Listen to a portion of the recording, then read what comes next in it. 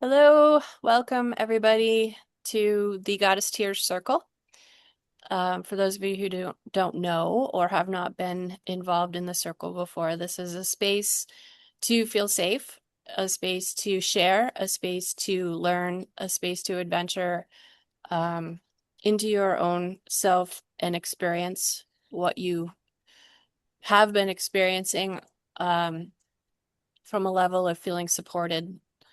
Um, This is more specifically geared towards cancer, surviving, navigating, adventuring through, learning, supporting, caregiving, and whatever other topics come up. I will do my best to keep it lighthearted so it feels good for you because I think that's important. And know that I can only speak from my own personal experience, as everyone here on this call will speak from their own personal experience as well. Before we begin and before I introduce or have everybody introduce themselves, I would like to just have a moment of centering. So if you could let yourself be comfortable in whatever way that is for you, take a breath, follow your breath, the inhale and the exhale. Close your eyes and continue following the breath, but allow yourself to hear me. And while you're following this breath, just notice the effects of the breath. Notice how it tickles the tip of your nose, cools your throat, builds up the energy of your insides. Notice the heat of the exhale, releasing things that are no longer needed. Notice how it fills you with life and how it fills you with life.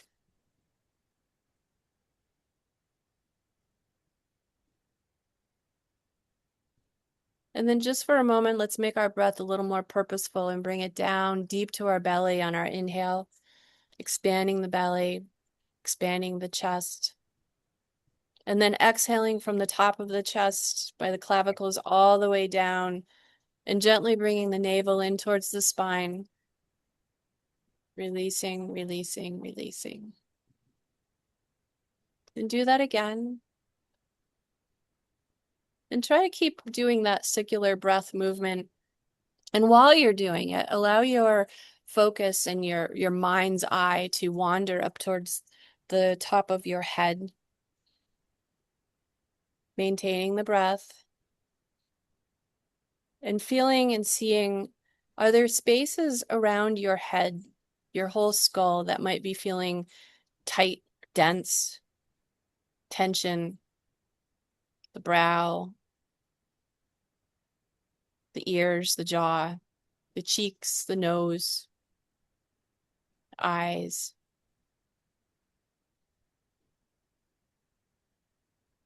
And then moving down to the base of the skull and the back of the head, traveling into the neck, towards the sides, each side below the ears, coming around to the throat, back again to the base of the skull, and then travel each vertebrae down to your tailbone. When you reach the tip of your tailbone, breathe back up. Continue your breath, releasing as you need. Any spaces that feel a little extra tense, exhale through your mouth, releasing that heat. Moving into your shoulders, shoulder blades, coming back up to the tops of the shoulders, down the arms, elbows, forearms, wrists, into the hands, into the fingers and the fingertips, breathing through the fingertips back up into the shoulders. And exhaling, moving down into your heart and all around your heart, that protective rib cage, all the muscles, the lats, the intercostal muscles in between all the ribs, all the way to the back, the muscles on either side of the spine, Noticing, no judgment, noticing and perhaps releasing and allowing. And then moving down into your abdomen, the sides of your abdomen, the back, your lower back, moving around to your hips, moving around to the front to your pelvic area, down into the groin, into the thighs, hamstrings, your knees, all around the knees, front, sides, and back, down to your shins and your calves, the ankles, tops of your feet, your heel, the arch of your foot, the toe pads, each toe, and then inhale from your toes all the way to the top of your head. And as you exhale through your mouth, open your eyes gently. Allow yourself to notice where you are, what you're feeling, how you're feeling, and just allow. And thank you. And give thanks for yourself. And thank you all for being here. I'm really grateful for you all being here today. Today we have Mike Murphy with us. And before I introduce Mike, I'm going to just ask that the rest of us really quickly introduce ourselves. And from each person, I'm going to start with King. And when you're done, King, pass it on to the next person. And then I will introduce Mike to all of us after that. Excellent. Excellent. Well, I'm grateful to be here, Rachel. That's first of all. I'm grateful to have you on here. Your presence is definitely infectious and definitely helps lift my vibrations up. So gratitude for that. I'm a spiritual being committed to being more fully human. Along this journey, I will stay committed to giving through the law of service and having a growth mindset. And I'm grateful to be a sovereign architect in building a fully human movement. Pass the stick to Jess. Mhm. Hi, I'm Jess Esther. I am a soul sister of Rachel, and I have been following along over the last year of her journey as she ventured into Colombia. And I have been a guide for grief, and I have been an advocate for life.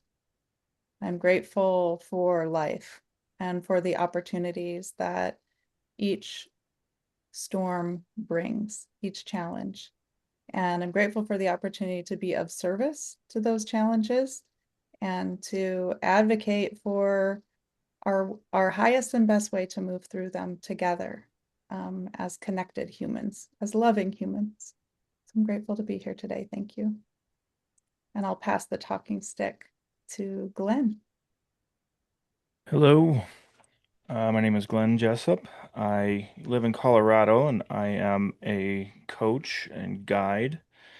I work a lot with grief and relationship and trauma and all sorts of things, but I'm also a widower, having lost my wife to cancer about 2 years ago.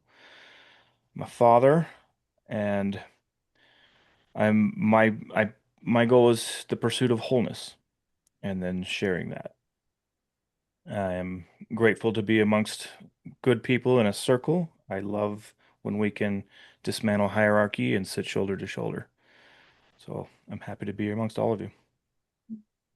Thank you, all of you, for introducing yourself. And Well, I we didn't got introduce Todd myself. left. Oh, Todd didn't introduce. I'm sorry. Todd, you were Hi. on the calls the last few weeks, so I forgot you were here. I apologize.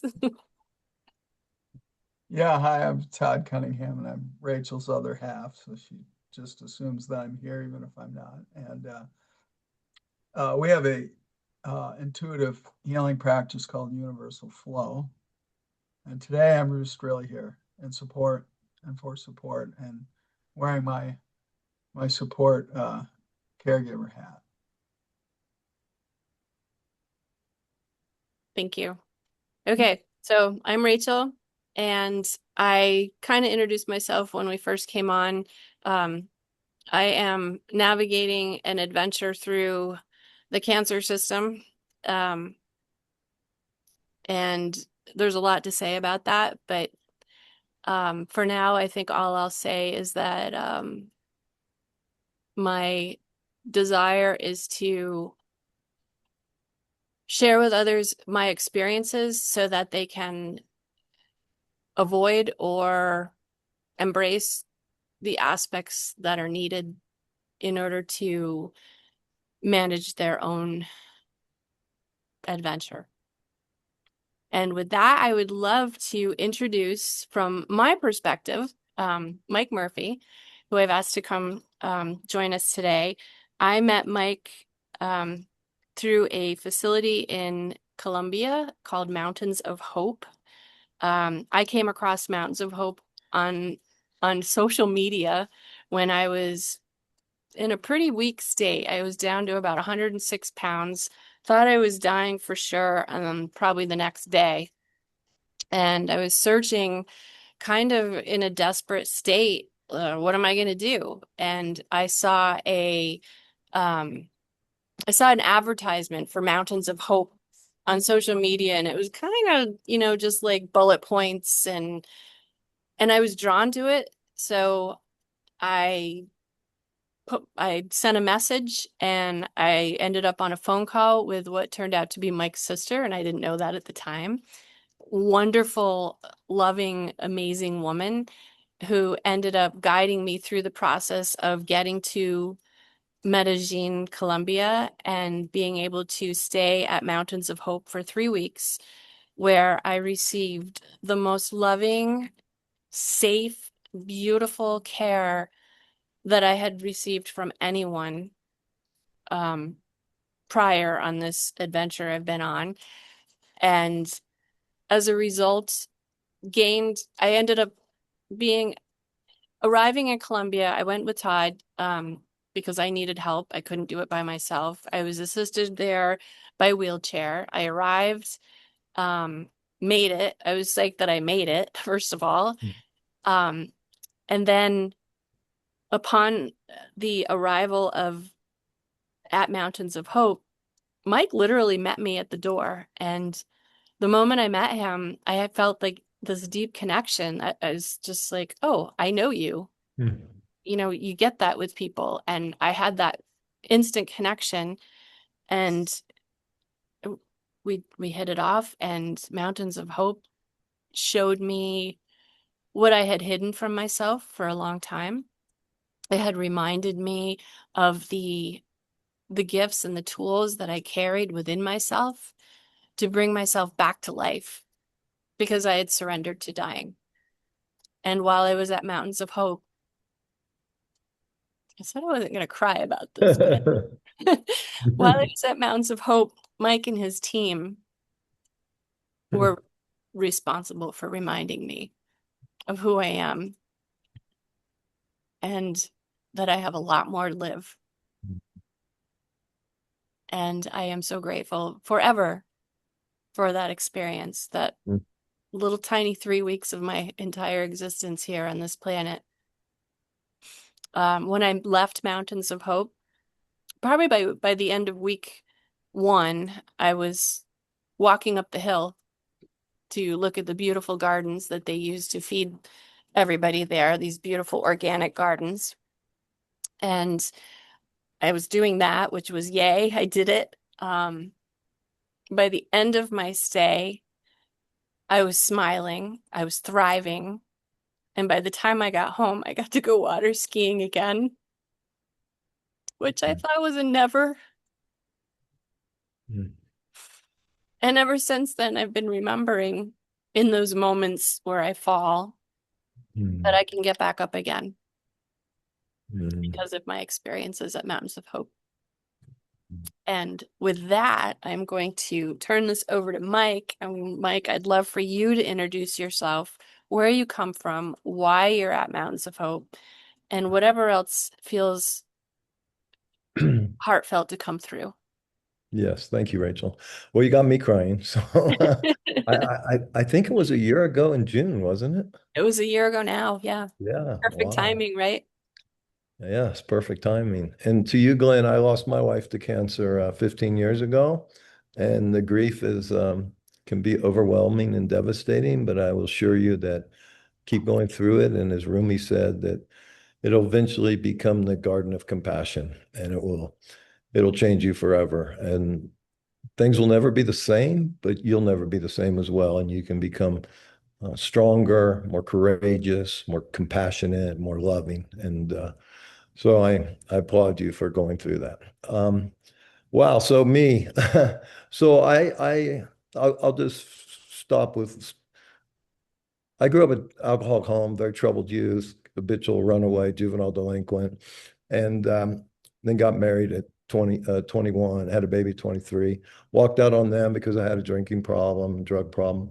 And eventually I got my life together at 28 and we remarried and we had three more beautiful children, had a really good life. And then things weren't going that well. And someone came into my life that the as Plato taught that we're one soul cut in half. And we spend many lifetimes looking for the other half. He termed that a twin flame.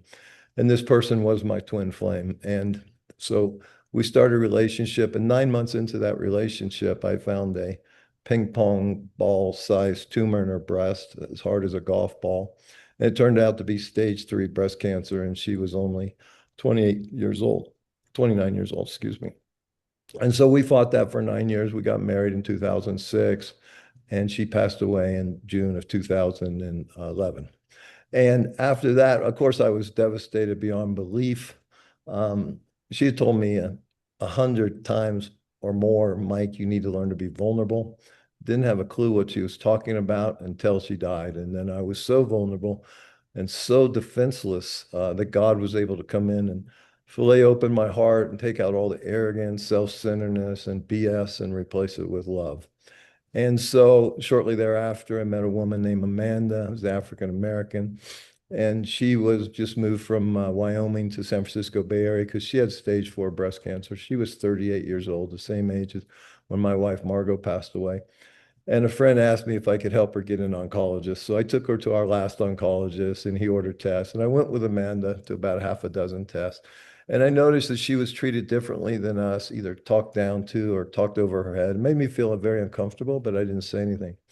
And then we got back to our oncologist, or Margot's last oncologist, and he said, Amanda, the best protocol to extend your life are these 3 chemotherapies simultaneously.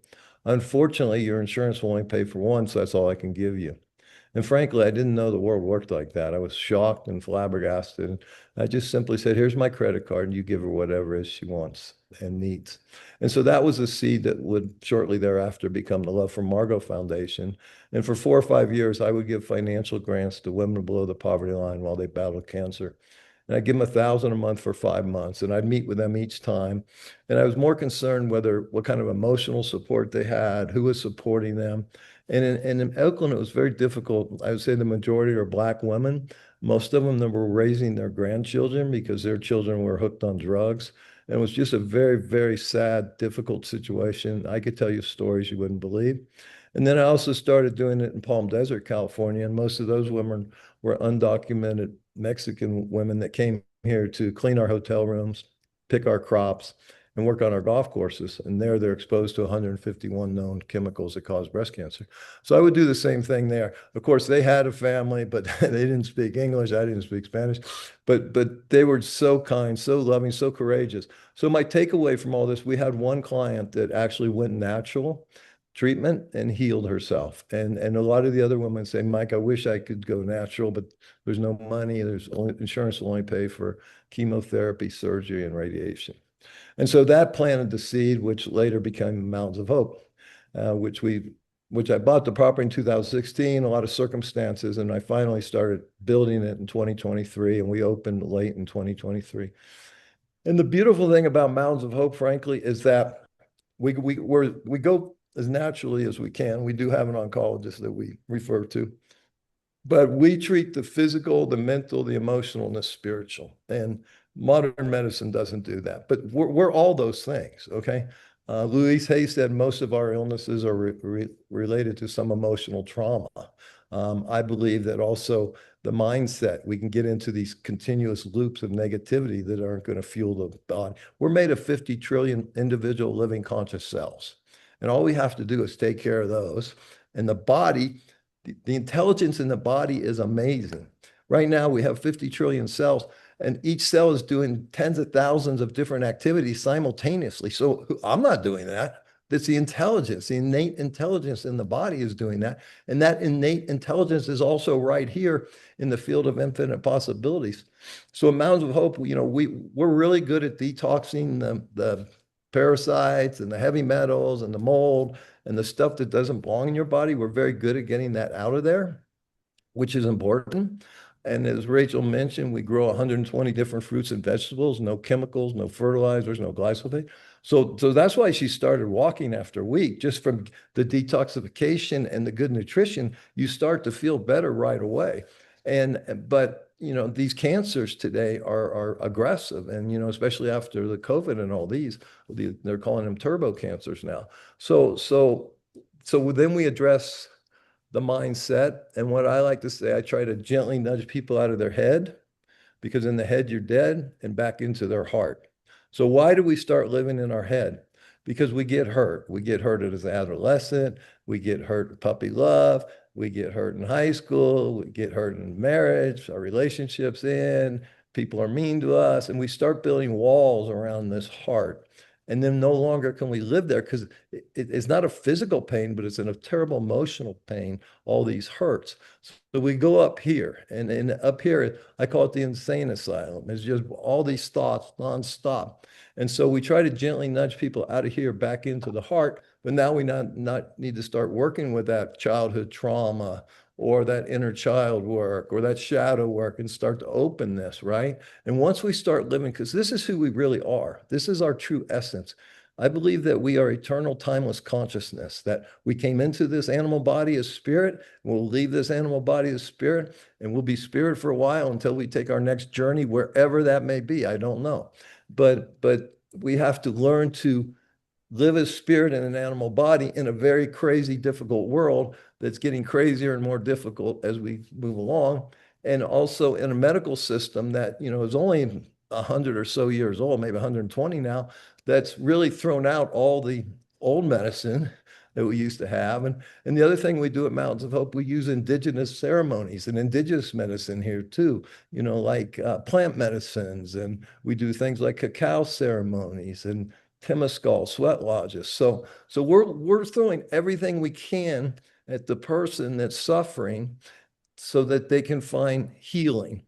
And there's a big difference between being cured and healing. We had in 2025, we had 80 seriously ill patients, 40 with cancer, many of those very, very serious.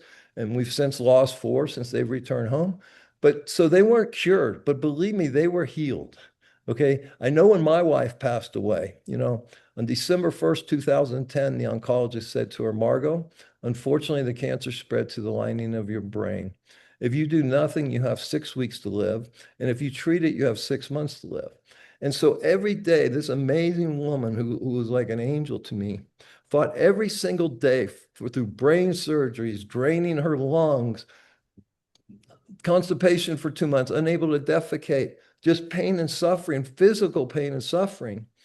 And I'm grateful for every day she fought to be here. But every night we pray, she prepared with me to take that last breath. And the last week of her life, another angel came into our life and really taught her how to leave her body. And everybody came and said goodbye to her while she was still in body. She resolved everything she needed to resolve here. And when she took that last breath and her spirit left her body, so much peace, so much love, so much acceptance. And believe me, she's been gone 15 years to now. 15 years since she's been gone, and I still have a beautiful relationship with her that's probably more real than most relationships I have with people. So we are eternal, timeless consciousness, and we cannot die. We just come into physical being, we leave physical reality, and wherever we go, and then we may come back here, we may go to a higher frequency. I really don't know, but that's the beauty of Mountains of Hope, is that and by the way, I read this quote the other day. It says that we don't thrive in nature, we are nature.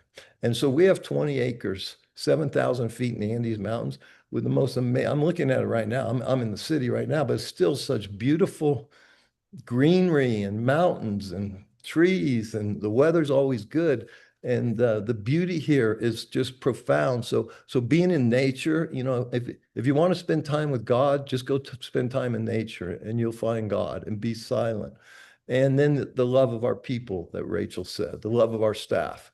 And so I say, you know, those two things alone can be very, very healing. And when you reconnect to yourself, in your heart and in your spirit and in your soul, I believe there's a little spark of God there.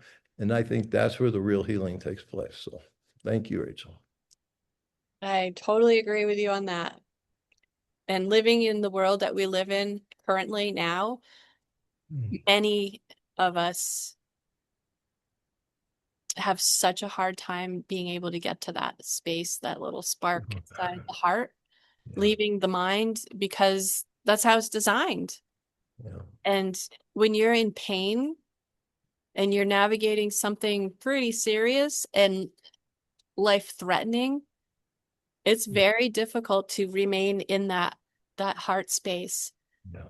And fortunately, there's people like you and your team and people like all of you here that understand that and are there to help spread that. And hopefully it spreads like dominoes falling, because that's what we need. We need more of this and more of it shared. I strongly believe that the true healing comes from being able to sit in the space of your heart. Um, but again, that is not easy when you're in excruciating pain and going in and out of a medical system, an allopathic medical system, which is not is designed completely the opposite.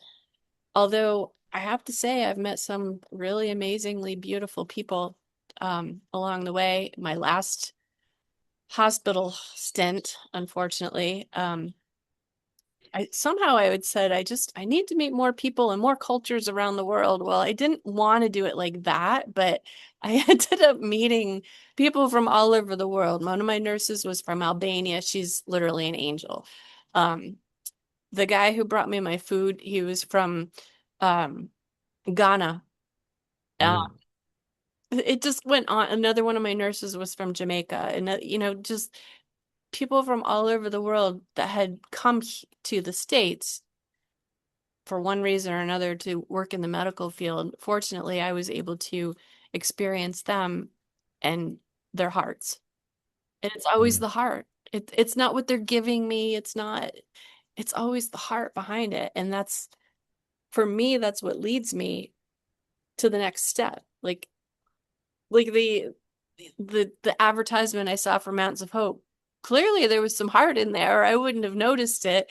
And then meeting Stacy, I was like, and then when Stacy set me up to talk with Dr. Masala, um, and then just, on and on and on from there, just the next step, it's always heart connected, always. And that's what brings us to the state of safety inside of ourselves where we can heal.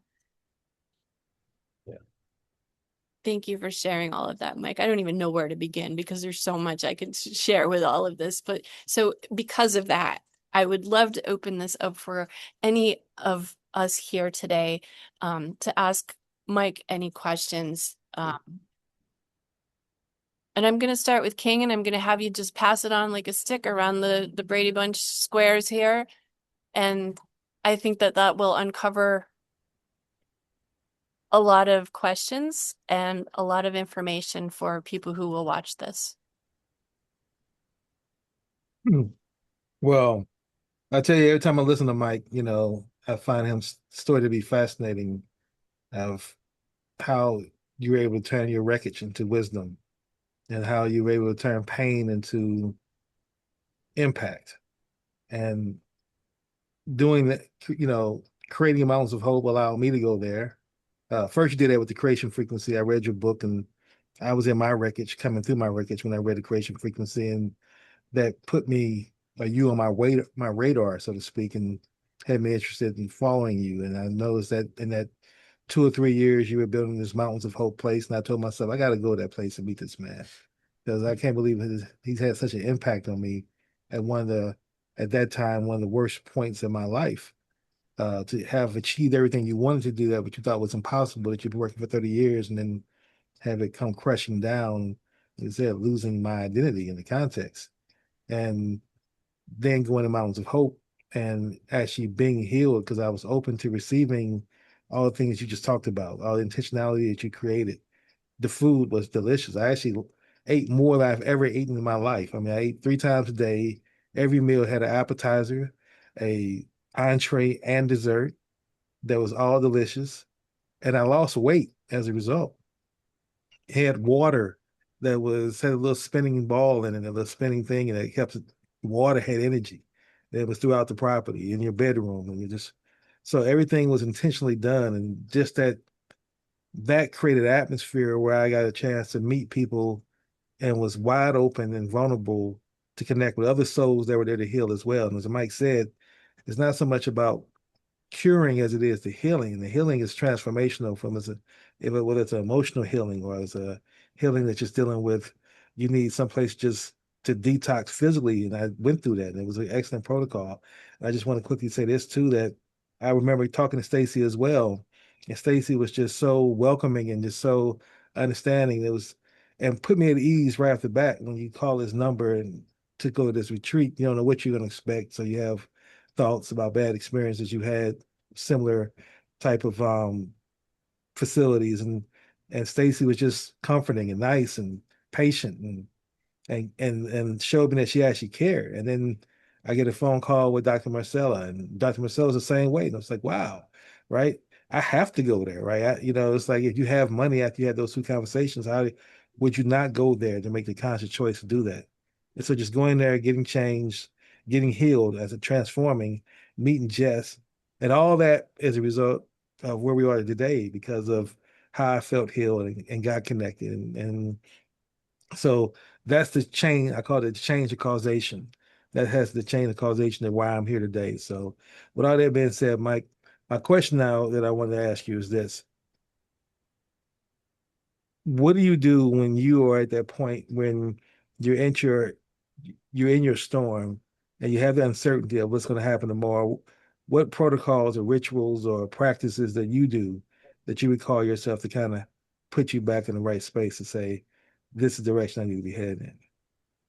Well, I was going through a pretty rough storm just not too long ago, and it probably started in 1st of March, ended towards the end of April. And I prayed a lot, and I prayed a lot, and you you know, I said this to somebody the other day. I probably quit when I was building Mountains of Hope 1,000 times, but I never gave up. And so that's the secret to life. You get frustrated, screw this, right? But for me, it never lasts more than a few minutes, hour at the most, and I'm back at it. So I let those frustrations out because I think when we keep them stuck in our body, we're going to create illnesses such as cancer. And so I'm very good at getting this BS out of me. And and then I let it go and I start again. And I just keep picking myself up. One of the books I wanted to write a long time ago was called 3 Steps Forward and 2 Steps Back, because that's kind of how I've lived my life. I'll go 3 steps, 4 steps back, and today I'm probably going 10 steps forward and 1 step back, and so it's just learning. And also I use books a lot as resources. I use positive materials today, mostly a lot of YouTube. I'll get something positive or spiritual out of YouTube. It's garbage in, garbage out. So when I'm going through a tough time and reach out to good friends, unfortunately, I lost 2 of my good friends in the last couple of years that I would reach out to a lot. I'm fortunate to have, 4 beautiful children, adult children, and I'm very close to my oldest son. So I'll reach out to him a lot, and just prayer, communication with loved ones, ask for wisdom. I mentioned this on our other podcast. When I journal, It's I start with what I'm grateful for. You can always find, there's always a silver lining in every crisis. I'm sure Rachel can tell you this. I'm sure everybody here can tell us that there's always a silver lining no matter what we go through. There's always something positive to be learned. And there's also a way you always evolve into a better way. So when I journal, I start with gratitude. There's no better state, you know. Love is subjective, right? There's, you know, love comes and goes, and except for unconditional love, which is very rare and very pure. But gratitude is a state, you know, under love that I feel gets you vibrating a very high frequency. And then when I journal, I'll just say, hey, Heavenly Father, please give me wisdom on this. Please give me wisdom on this. And I write it down, and it's like a prayer for me. And then I end in love. So yeah, just good positive stuff. Pick yourself back up. Don't give up, and just keep on going, man. And like the Nike commercial, just do it. And prayer. I remember praying a lot in April, and now, as a result of going through that, as I'm in the best place I've ever been in my whole life at 69 years old, and where I have no fear of anything. And that equals total freedom. And why is that? Because I put myself first now. I love myself first. I take care of myself first. What happened in Mountains of Hope? I was literally killing myself and destroying my health, my mental health, my physical health, my emotional health, my spiritual health by serving and taking care of others. And because I don't speak Spanish and I was down here, I felt very alone, like a one-man band. So it was literally destroying me. And I just had to hit pause for a moment, regroup, and figure things out. And now I'm being blessed beyond my wildest dreams. So that's a long answer to a short question. No, it was a perfect answer that I wanted to hear. So gratitude for sharing. I'm gonna pass in a different direction this time. I want to pass it to Todd. I want to get Todd's thoughts on.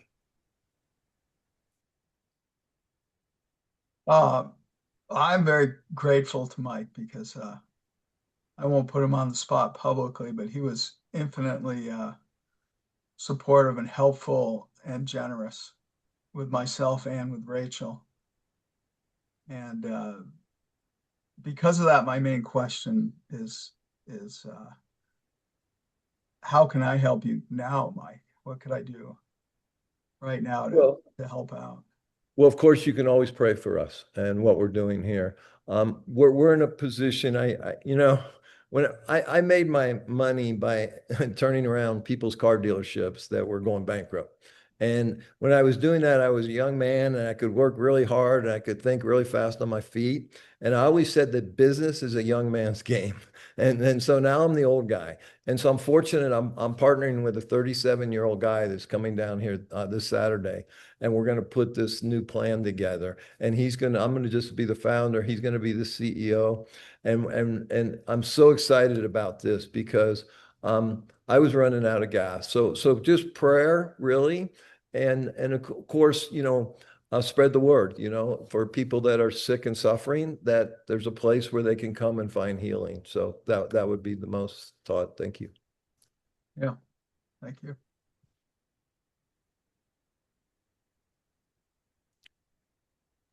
Todd, pass it along.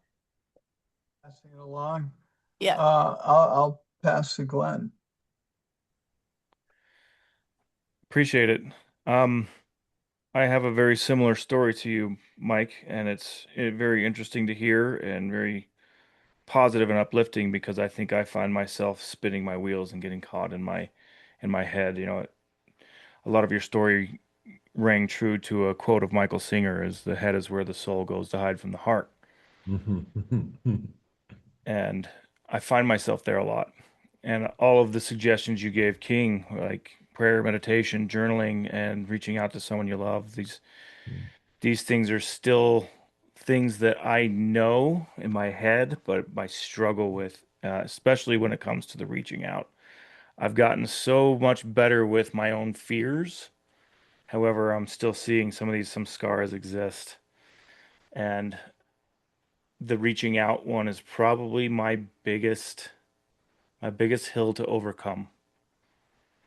And I don't know if you've got any history with some of these nagging straggler habits, these ones that just kind of keep you stuck and rooted.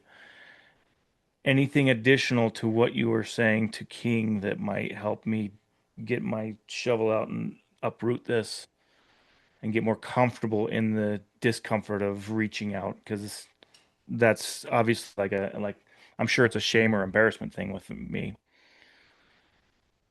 Yes, and it's so common, and maybe Rachel can relate to this too, but almost every cancer patient that I've worked with, and I've worked with more than 200, they always, well, I don't want to be a burden. Oh, I don't want to be a burden to somebody. It's like, you got to be kidding me. Okay. That's what we're here for, is to Yeah. support people. And so you have to realize that people love helping. I'm just like you. Okay. I was always a Lone Ranger my whole life. Okay. When I was in 12-step programs, I didn't even have a sponsor. Okay. I would do everything on my Wow. own. So, but what I've learned as I get older and I work with these things, that people want to help. Okay. And let's talk about the shame. One thing I know for me is that I was talking about this with King and Jess last week, is that, what's really increased my productivity, I've had to get rid of some bad habits that didn't serve my higher self. Right. And so I would start with that. I would write down, I always say, people, when I work with people, I say, hey, I want to know what you do all day long, what you think about all day long, and where you spend your money. And then I'll tell you exactly where you're going wrong. Okay. So look at that honestly. The beautiful thing about my life is, I get bullshit anybody. I'm Irish Catholic, right? But I could never lie to myself. And that saved me so much pain and suffering. This self-honesty. And as I said to King, just write it down. Be happy to give you my phone number. Feel free to reach out to me. There are support groups. I believe that the 12 steps are one of the greatest gifts to mankind in the history of mankind. And so there's a 12-step group for everything now. There's probably one for scrolling on your iPhone, for all I know. But if you can work those 12 steps, because they're designed to, one, realize that you're powerless. We are powerless, okay? And we turn our life and our will over to a power greater than ourselves, whatever that is for you.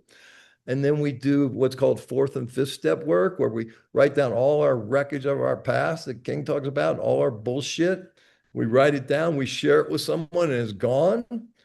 And for me, the most power, and I started working these steps when I was 23 years old. And so no matter what I was going through in my life, that was always a lifesaver for me. And then there's the eighth and ninth step. And this is what I just live my life by. When I'm wrong, I properly admit it and apologize and make amends whenever possible. And so just living by those things. And then once having a spiritual awakening, then you give it away to others. And that's, I did right after Margot died in 2011, October, I think I did a school to work 2 weeks with Byron Katie. And it was just unbelievably difficult. I wasn't sleeping. It was just a very long 2 weeks. But one of my big takeaways there, she said, if you want to destroy your ego, do something kind for someone every day anonymously. And so I try to practice that. And that's easy to do. I mean, it could be just being nice to the grocery clerk, or the guy over here, or helping an old person across the street. Or if you really want to go deeper in that, go to an old person's home. Believe me, they're lonely. They want someone to talk to.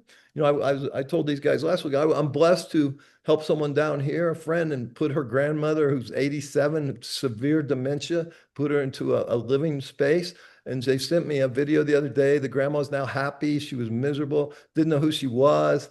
It was difficult for her granddaughter and her daughter. So do things like that, and just whatever it is, it doesn't really matter. Get out of yourself, because when we get out of ourself, then we're free to receive and ask for wisdom. It's right here. And we forget that, right? Right here are angels, right here are guides, okay? Up there is the creator of all this, whatever that is. I don't know, but whatever that is, it's available to us, okay? And so deep spiritual work, find some sort of institution, whether it's a church or whatever, it doesn't matter, where you can start to interact with like-minded people. And for you, the grief, okay? I I'm getting my life organized after not being organized for about 10 years. And so I've been cleaning up these garages that I have in California. And so I was going through some stuff. Yeah, I found the most amazing stuff. But I started to write a book on grief. And so I found all my grief work. Believe me, my grief was so devastating, I didn't think I would get through it. And I was so numb and it's so surreal. And so find someone to work with on grief. I know you're doing that with Jess. There's so many people suffering from grief right now, so many people suffering, period. And so just find a way to help others. And believe me, the heaviness will lift and everything will change. I love the work of Dr. Joe Dispenza, which is another, free on YouTube.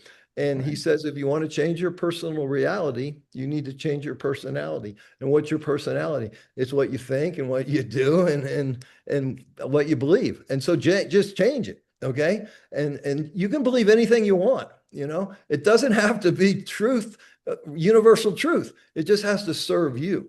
I have many beliefs that I promise you other people don't believe like I do, but they serve me and they give me freedom and they give me power. And so that's the beauty of this. And there's so many resources out there today because of the internet and YouTube. So I know you can do it and pray. That's the magic bullet.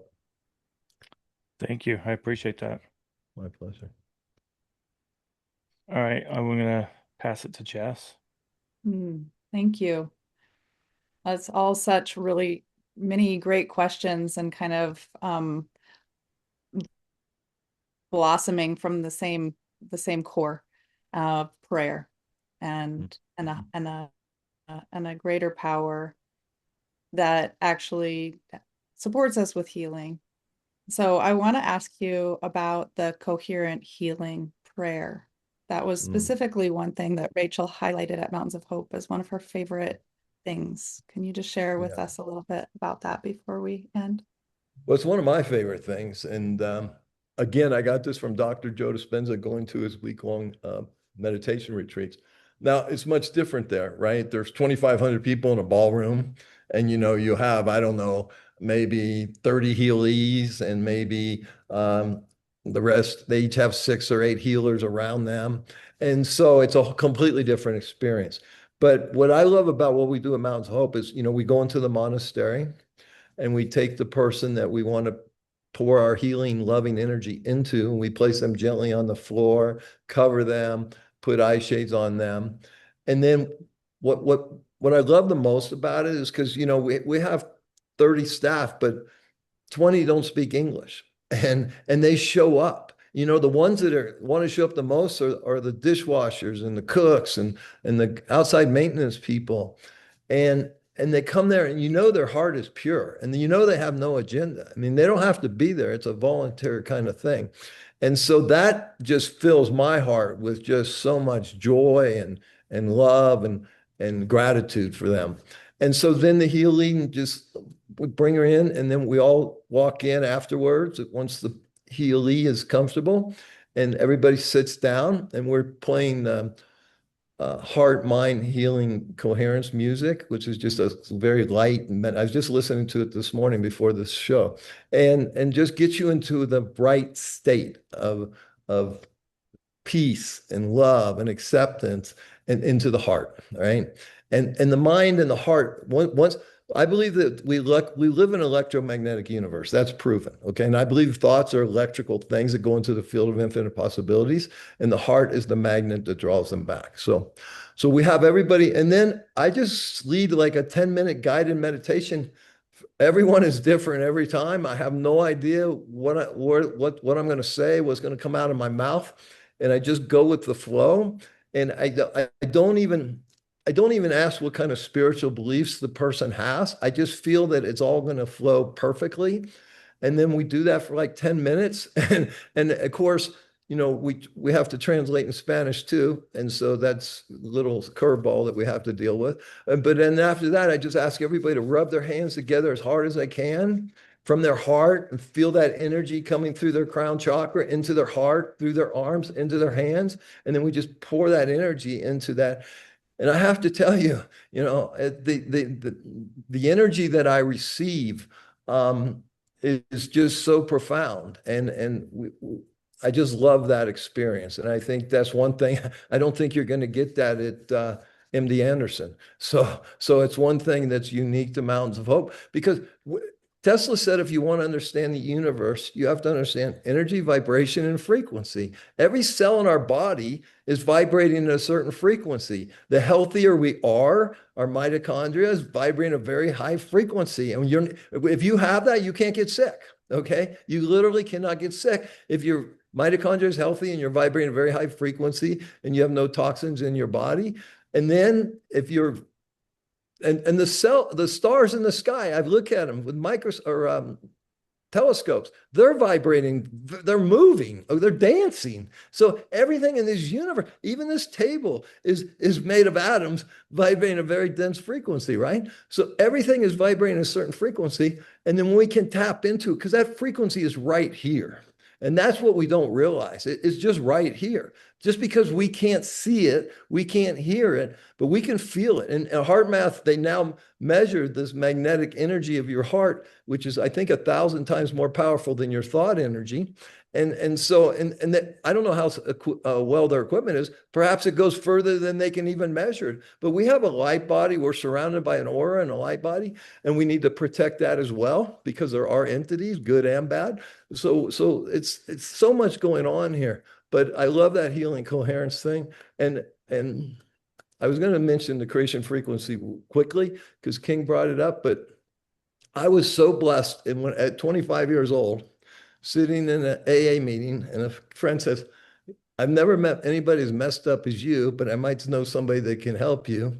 And I went to this guy's house and he said, Mike, you come here 1 hour a week for 7 weeks, and I promise you'll get everything you want in life. And that's the power of getting into a self-hypnotic trance, theta brainwave, and listening to those intentions and putting them into the field of infinite possibilities and having your heart bring them back. And it's just like planting a seed. Okay. The way to manifest is the same way you plant a seed. And if I plant a seed to grow a rose, it's going to come rather quickly. If I plant an acorn, it's going to take a little longer. Same with our intentions. Okay. And so that's what we have to realize. When you're trying to accomplish something great, it's going to take a little longer, but you put it out there and all of a sudden the right people show up, the right funding shows up, the right ideas show up, whatever it is, the right books. And that's how we manifest. And that's how we manifest healing. And Rachel's a prime example of that. I mean, literally, she was as close to death as anybody could be. And she'd had a very long journey prior to getting to Mountains Hope and a dramatic experience. So she's a witness to what I'm saying here. So thank you for your question. Thank you, Mike. Wow. Yeah, you got your mojo back. You're alive. You're burning like a torch again. I love it. Thank you. Thank you. Oh, it's amazing. Um, I know we probably don't have a whole lot of time left, but I did want to speak to a couple of things that you said about one about being a burden. I've experienced that big time over the winter this year even. And prior to going to Mountains of Hope, that was pretty much my like I can't be a burden. Mm-hmm. I can't be a burden.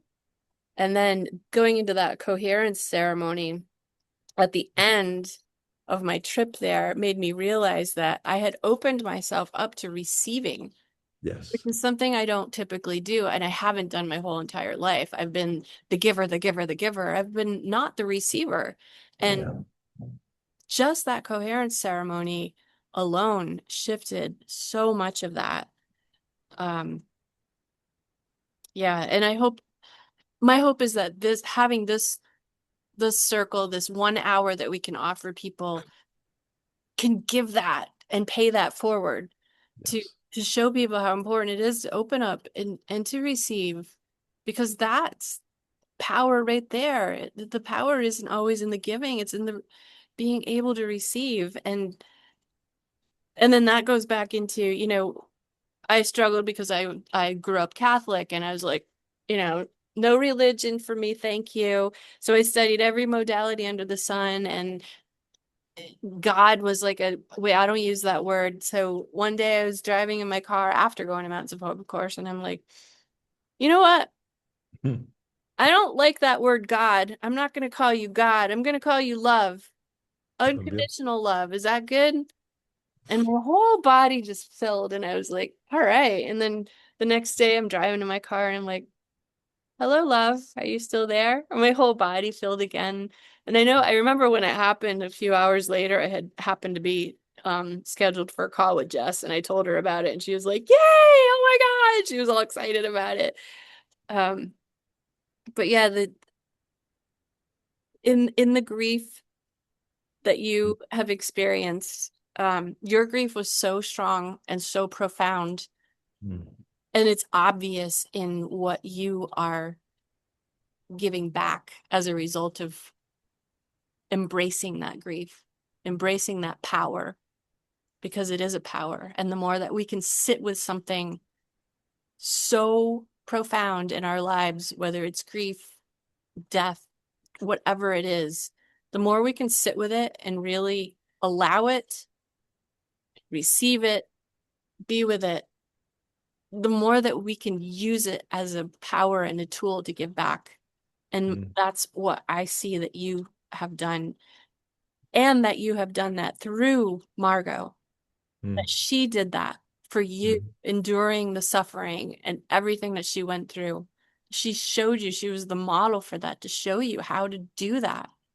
Yeah. Utilize the very thing that's deemed as bad, and to show and transmute it into something just tremendous and beautiful. Yeah. And I have one question for you. And my question is, what is your vision moving forward? Well, I have a lot of them, but let me speak to what you said real quick because see, the illusion of my grief was I thought I found lost a great love, but actually found a great love that is now fills me to the brim, right? And so that's the thing. And the other thing is for Glenn is that, at the end of the day, this is just an illusion anyways. Okay. So the trick is to realize that, when things get tough, just I laugh. And what I do now, and the reason that I'm at such peace is every day I start with the Our Father, and then there's a third step prayer from Alcoholics Anonymous I absolutely love. And then there's a serenity prayer. And I would say I say those now today at least a dozen times every single day. Enjoy. And I sing them, and so because that's if you want to receive, open the receive from that. Okay. Because that's something that is such a blessing and so beautiful and profound. So remind me of your question again. I'm sorry, Rachel.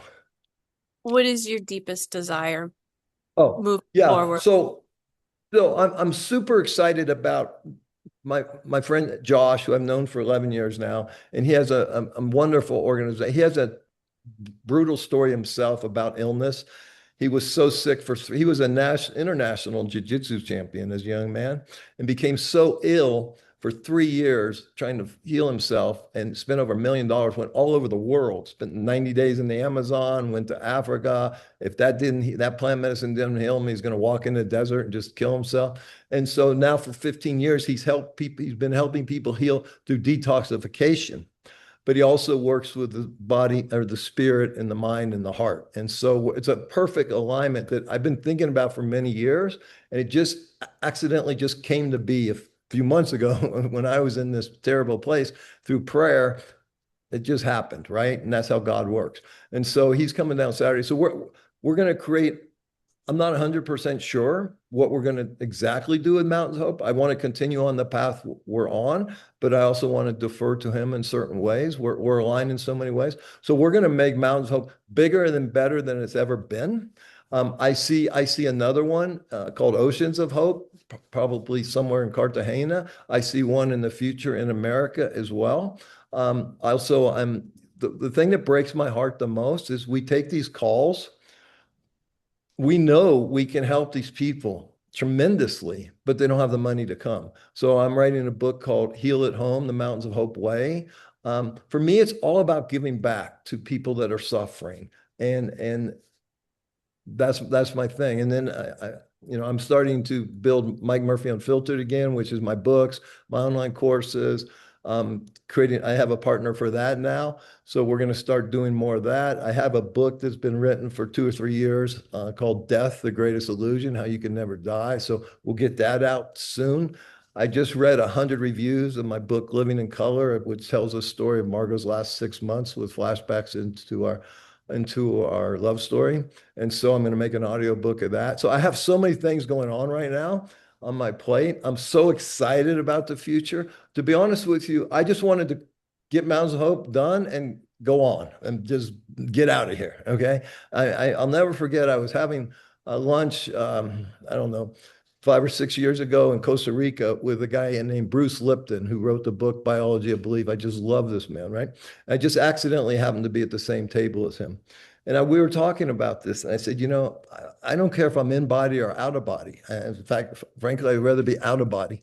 He said, let me ask you one question, Mike. When you're out of body, can you taste chocolate? And you can't. I just spent 4 days about a year ago or so with a fascinating man named Daniel Brinkley that was struck by lightning in 1975, was clinically dead for 28 minutes. And so he told me that, he went and there was beams of light that told him everything, right? And he's since subsequently died 3 times since and been with the beams of light. And when he hugs you for 5 minutes. Because when you're out of body, you don't have this physical experience. So we have to remember that this physical experience is a gift. And it's a gift that I believe that we chose. And we probably chose whatever we're going through here. Unfortunately, I hate to say that, but it could be true. And so now I embrace, now I want to live to be 100. Okay. And that's a new awakening for me. And so I'm doing a lot to take care of myself. I did a lot of damage to myself physically. So I'm fixing myself physically. And really, I just love helping people. And whatever that looks like, whatever form that happens to go forward. And I love Mounds of Hope. But it was very difficult for me to be here as 80% of the time because I have 4 kids that I love. I have 8 grandkids that I love, and I have 2 more coming in August. So now with Josh coming here to be the CEO, I'm the founder. We'll hire a really good general manager, so he doesn't have to be here all the time.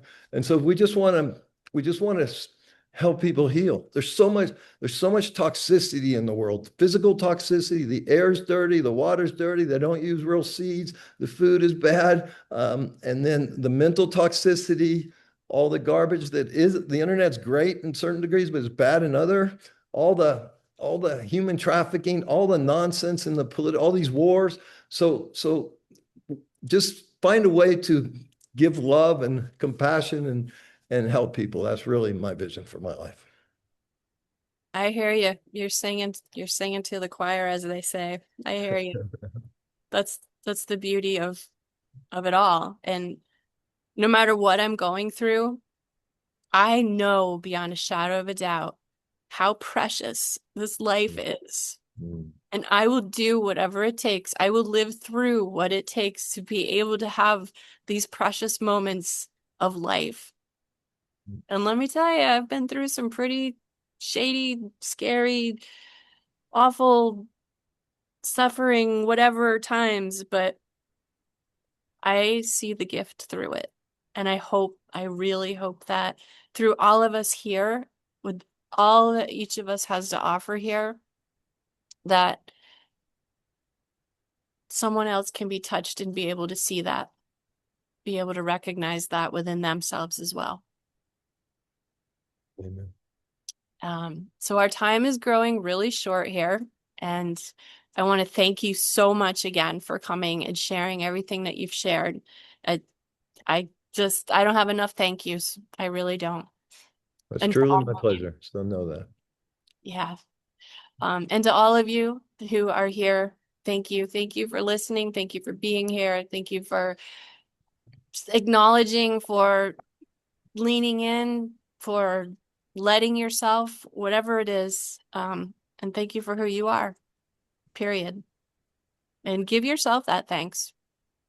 And King, if we have just a couple of minutes, I'd love to go around the horn and just one word from each of you and just gratitude. What is something you're grateful for? And I'll start with you, King. I'm grateful for life. Todd, Yeah, I'm grateful for the experience. Glenn, I'm grateful for my connections. Jess, Grateful for love, for unconditional love. Mike. I'm grateful for your healing, Rachel. Hmm. I'm grateful for existence. Thank you. Thank you all again.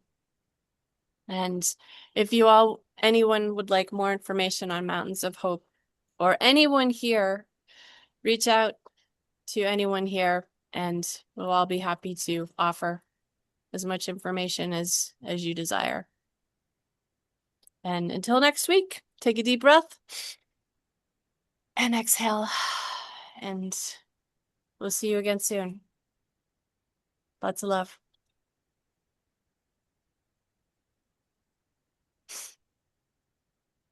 Amen.